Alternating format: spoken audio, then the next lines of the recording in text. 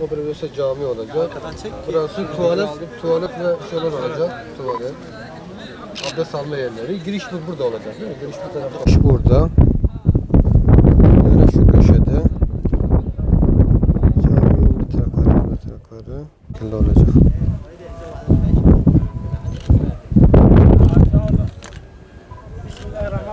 Tamamdır. Şeyden sonra Bismillahirrahmanirrahim de. Euzubillahimineşşeytanirracim. Bismillahirrahmanirrahim. Allahu Teala hamdü senalar olsun.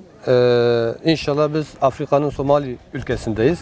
Umut Kervanı İnsani Yardım Vakfı olarak Mescid-i Nebevi Camii'nin temelini atmak için şu anda buradayız. Bu bizim ikinci camimiz oldu. Allahu Teala bu katkıda, bu hayırda katkı sunan bütün hayırseverlerimizden Allahu Teala razı olsun. İnşallah Sabahattin abim de güzel bir duadan sonra temel atma törenimizi yapacağız. Şimdiden Allahu Teala hayırda bulunan bütün hayırseverlerimizin hayrını kabul etsin inşallah. Amin. Euzubillahimineşşeytanirracim. Bismillahirrahmanirrahim. Elhamdülillahi Rabbil alemin. Esselatu vesselamu ala seyyidina Muhammedin ve ala alihi ve sahbihi ve sellem. Rabbena teqabbel minna inneke entes semî'ul alim. Rabbena teqabbel minna inneke entes semî'ul alim. Allahu Teala bu caminin kurulmasında katkı sunan bütün hayırseverlerimizden razı olsun. Ölmüşlerine rahmet eylesin. Kalanlarına sağlık, sıhhat, afiyet versin.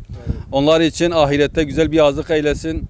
Allahu Teala hem dünyada hem de ahirette ne kadar güzellik yaratmışsa hayır sahiplerimize versin. Allahu Teala 124 bin peygambere vermiş olduğu bütün güzellikleri bu kardeşlerimize, ailelerine versin inşallah. Allahu Teala tekrardan kabul eylesin. Ahiret için güzel bir yazlık eylesin inşallah. Tamam abi sen şey yap. Bismillah. İnşallah temel atma törenimizi yapıyoruz. Allahu Teala hayırlı kılsın. Bismillah. Allahu Ekber. Bismillahirrahmanirrahim.